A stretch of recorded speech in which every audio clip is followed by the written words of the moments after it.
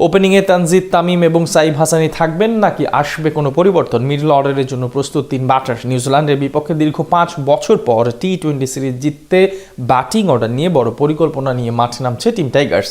তিন বাঁহাতির সাথে থাকতে পারে সমান সংখ্যক ডানহাতি জেনুইন তারকা, সাথে গভীরতা বাড়াতে আছেন আরও দুজন। সব মিলিয়ে নিউজিল্যান্ডের বিপক্ষে তৃতীয় ম্যাচে কেমন হচ্ছে টাইগারদের ব্যাটিং অর্ডার, বাকিটা রিপোর্ট।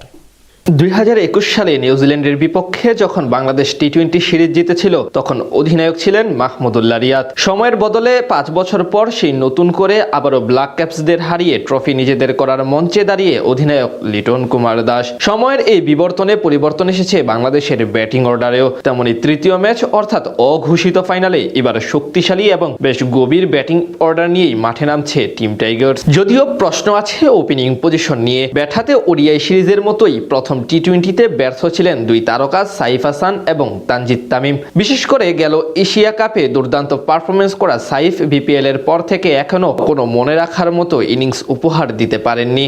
তাই তাকে নিয়ে একটু ভাবনায় আছে টিম ম্যানেজমেন্ট। যদিও ব্যাকআপ না থাকায় এই ম্যাচেও তাকে রাখা হতে পারে একাদশে। অন্যদিকে তানজিদ তামিমের গত ম্যাচের পারফরমেন্স আপ টু দ্য মার্কে না হলেও অতীতের পরিসংখ্যানের জোরে টিকে যাবেন তিনি। গেল ম্যাচের ডানহাতি এবং বামহাতি প্রথা অনুসরণ করতে দেখা গেছে টাইগার টিম ম্যানেজমেন্টকে।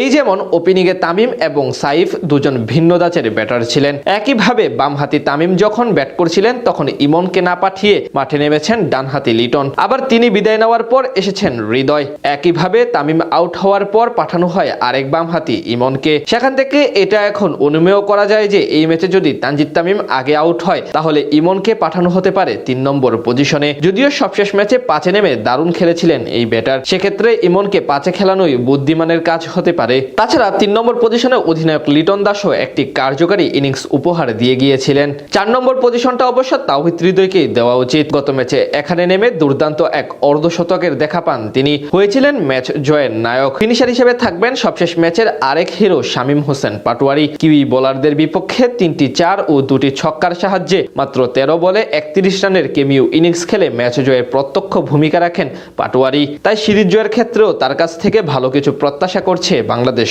দল। সেখান থেকে তাদের কাজটা সহজ করার সক্ষমতা আছে শেখ মাহাদি হাসান এবং রিশাদ হোসেনের। টিমের প্রয়োজনে ব্যাট হাতেও এই দুজন জ্বলে ওঠার সামর্থ্য রাখেন। বিশেষ করে মাহাদি ঘরোয়া লিগে অলরাউন্ডার হিসেবেই নিজেকে পরিচয় দেন। এছাড়া তানজিম হাসান সাকিবের সাথে যদি একাদশে প্রথমবারের মতো ডাক পান আব্দুল গাফফার সাকলাইন, তাহলে এই দুইজনও বাড়তি সুবিধা দিতে পারবেন ব্যাটার হিসেবে। দলের ব্যাটিং অর্ডারের গভীরতা বাড়ানোর অপশনটাও ঠিকঠাক রেখেছে টাইগার টিম ম্যানেজমেন্ট। উপরে যেহেতু ৫ জন জেনুইন ব্যাটসম্যান, তাই দুজন অলরাউন্ডার হিসেবে ভূমিকা রেখে ফিনিশিংটা ভালো করতে পারবেন। সব মিলিয়ে এমন ভারসাম্যপূর্ণ একটি ব্যাটিং অর্ডার নিয়েই নিউজিল্যান্ডকে দীর্ঘ ৫ বছর পর টি-20 সিরিজ হারাতে মাঠে নামতে পারে টিম টাইগার্স।